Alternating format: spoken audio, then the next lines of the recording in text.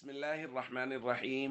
عن زينب رضي الله تعالى عنها قالت قال رسول الله صلى الله تعالى عليه وسلم يا معشر النساء تصدقن ولو من حليكن.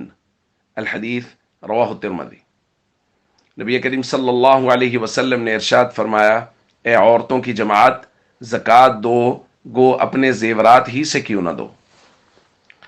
دوستو، نبی کریم صلی اللہ علیہ وسلم نے زکوٰۃ کے باب میں بہت تاکید بیان فرمائی ہے، یہاں تک کہ خواتین کو باقاعدہ خطبہ ارشاد فرمایا، اور اس میں چونکہ خواتین کے پاس عموماً زیورات ہوتے ہیں اور ان کو طبعاً زیورات سے محبت ہوتی، اس لیے باقاعدہ زیورات کو مینشن کیا کہ زیورات سے ہی کیوں نہ دینی پڑے، زکوٰۃ ضرور ادا کرو۔ آج ہم ان چیزوں کا بیان کریں گے جن پر زکوٰۃ دینا لازم ہے، اور ان چیزوں کو بھی بیان کریں گے جن پر زکوٰۃ لازم نہیں ہے۔ جن چیزوں پر زکوٰۃ لازم ہے اس میں بنیادی چار چیزیں ہیں: سونا، چاندی، مال تجارت اور نقدی۔ تفصیل اس کی یہ ہے کہ اگر کسی آدمی کے پاس صرف سونا ہے، نہ چاندی ہے، نہ مال تجارت ہے، نہ نقدی ہے، تو جب تک وہ سونا 7.5 تولہ نہیں ہوگا زکوٰۃ لازم نہیں ہوگی۔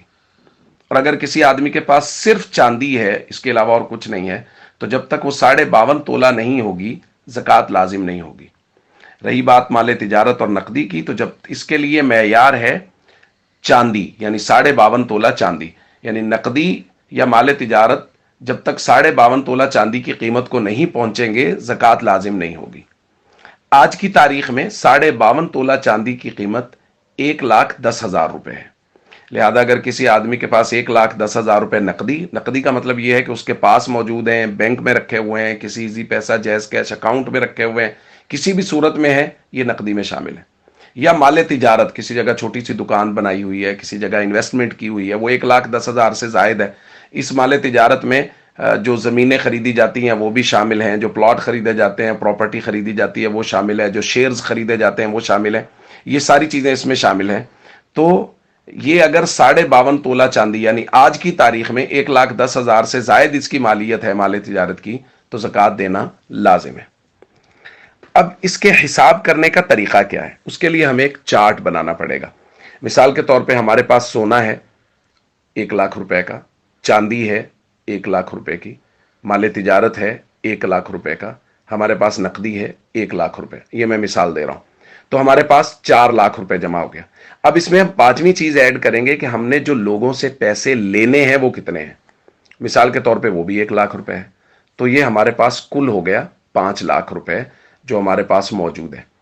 اب اس کا زکوٰۃ کا حساب بنانے سے پہلے ہم یہ کریں گے کہ جو پیسے ہم نے لوگوں کے دینے ہیں وہ اس سے نکال دیں گے۔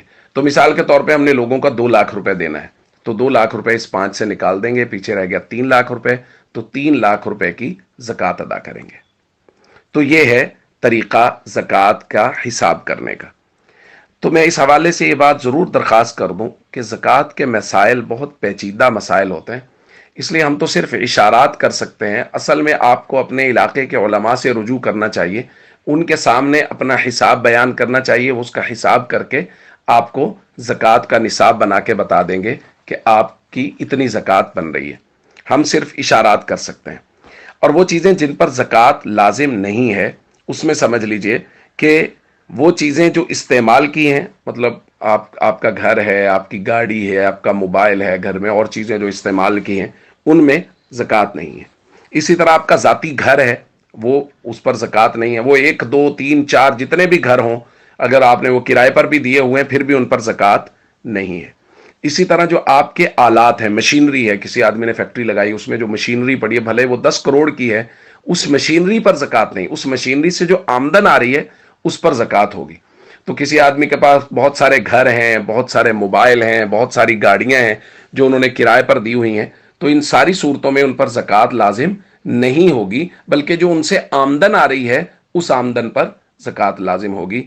میں پھر درخواست کر رہا ہوں اپنے علاقے کے علماء سے رجوع کر کے ان سے زکوٰۃ کا نصاب بنایا جائے، علماء سے پوچھ کے، مسائل پوچھ کے زکوٰۃ ادا کی جائے، اور زکوٰۃ ضرور ادا کی جائے تاکہ ہمارا مال اس میں اللہ کا اور غرباء کا، فقراء کا حق نہ رہے۔ السلام علیکم ورحمۃ اللہ وبرکاتہ۔